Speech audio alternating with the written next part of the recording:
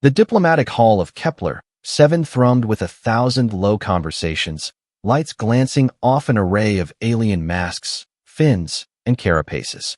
Ambassador Jake Morrison lingered by the observation deck with a half-empty glass of synthetic whiskey, watching pinpricks of Starfield slide past the viewport. He had been Earth's junior envoy to these summits for 3 cycles. The gloss of novelty had long since faded into a steady, exhausting routine. A voice, deep, resonant, with a soft, draconic lilt, called his name. He turned mid-sip and nearly dropped his glass. She towered there, iridescent scales shifting emerald to sapphire, powerful shoulders framed by a clinical-looking exoskeleton that supported her lower body. Memory struck like cold water. Sarah, the Drachith pilot from the Proxima B relief mission 2 years before, the woman he'd known in sweat and smoke and emergency lights. Their connection had never been a public secret, but in the bright diplomatic hum, it was a private thing. She moved with the deliberate grace of someone who had relearned balance, and when she smiled, it was an expression he'd stored away and returned to late at night when the diplomatic dossiers blurred. Sarah's presence brought the colony back. The solar flare that had crippled power grids, the long hours of jury-rigging cooling conduits, the nights when bandaged hands kept vigil. Jake felt the heat rise to his face. He had not expected to be unsettled so quickly. She acknowledged him with a tilt of a head he'd learned to read, amusement mixed with guarded curiosity. Conversation would have been small talk in another life. Instead, she spoke of the night in the medical ward, the night that had not been strictly professional and had instead become human and complicated. The hall drifted on around them, ambassadors negotiating trade and borders, but the air between the two of them narrowed until everything else existed only as muffled sound. Sarah didn't come for flattery. She came for a single answer. Did that night mean anything to him? She recounted the chaos on Proxima B with the steady, unadorned voice of someone who'd stared down disaster and kept a ledger of losses.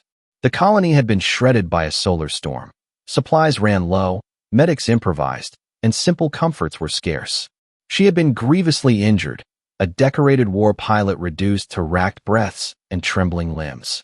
For a species known for regenerative resilience, the damage to her nervous system had been an ugly, insoluble irony.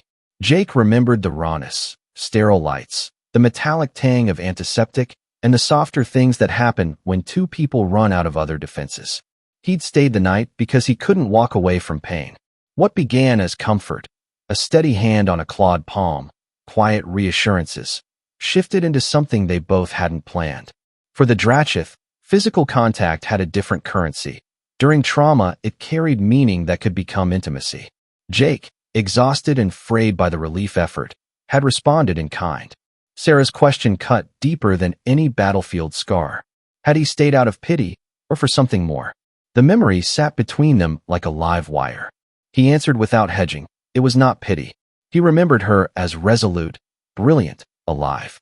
That night had mattered to him too. The admission dissolved a layer of distance he'd been keeping for his own safety. Diplomats learn to professionalize feeling, but memory and human softness can dissolve training faster than a starship's hull in an atmosphere. Around them, delegates glanced, curiosity, discreet judgment, but neither seemed to care. For Sarah, whose culture prized different bonds, reproduction, advantage, hierarchy, the intimacy they had shared was anomalous and terrifying. For Jake, it was an unplanned beacon in a life of procedural interactions. Each recollection only sharpened their present. One person's saving action had become the seed of an unexpected, fragile attachment. The conversation moved from memory to meaning. Sarah gestured toward her exoskeleton, an engineering miracle that let her stand and present herself to the world. To her people, it marked failure. Relieved of duty and labeled unsuitable by the Drath Collective, she had been ostracized. Jake bristled at the word broken. He refused to reduce her identity to machinery and physical limitation. He offered another frame, adaptation. She countered gently, not in anger, but in truth. In Drachith society, worth had been measured differently. Being dependent on devices and human kindness had branded her as lesser. Jake had seen her first as a warrior, then as a survivor, stronger for the injuries she bore and the innovations she championed. She had become an independent engineer, designing adaptive systems across species, work unacknowledged by her own culture, but saving lives elsewhere. Their exchange drifted to broader themes without preaching.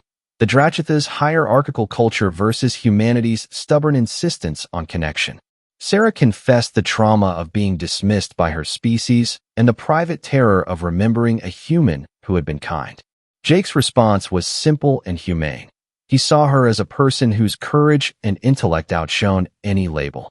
He rejected pity as the frame for their intimacy and instead placed it into a context of shared humanity, resilience, compassion, and the moral practice of refusing to write someone off.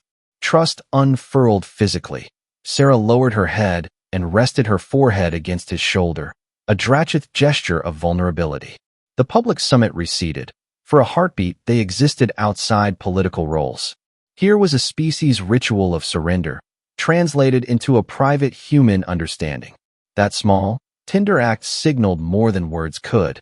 She was opening the possibility of future connection, testing whether his memories could be a bridge rather than a wound. Sarah's final question landed softly, but firmly. Would Jake remember forward with her? She wasn't looking for a dramatic declaration of love under the summit lights. She sought something grittier and more meaningful, an agreement to recognize their past and choose to keep building from it. For someone dismissed by her own people, that was a radical request, to allow a single night to become a cause for ongoing connection between two very different lives. Jake considered the politics, the practicalities, and the smaller, louder truth that had already been growing inside him. He was an ambassador who knew how to broker treaties, but this was not a diplomatic instrument. It was personal. He admitted, simply, that he'd like that very much. The response was not naive. Neither assumed an easy future freed from complications. They were both conscious of the summit's broader machinery, trade deals, territorial negotiations, the cacophony of other species. But the promise they offered one another was clearer than any treaty: to remember, intentionally, together. In that moment, their clasped hands became a symbol, not of conquest or political advantage, but of human hope, stubborn and oddly revolutionary in an interstellar forum. Jake thought that perhaps humanity's greatest export was not technology, but the capacity to persist in connection, to believe, against odds and centuries of hierarchy, that relationships could cross species and physical difference. Sarah's grip tightened. The exoskeleton hummed softly beside them, a reminder of scars and engineering both. The summit moved on.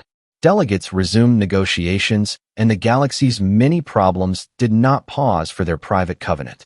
Yet a bridge had been built, not of power, trade, or obligation, but of mutual understanding and chosen remembrance. Whatever came next, accolades or exile, practical challenges or quiet evenings, they had decided to try. In the observation deck Starwash, two very different beings leaned into the possibility that hope and human stubbornness could travel light years.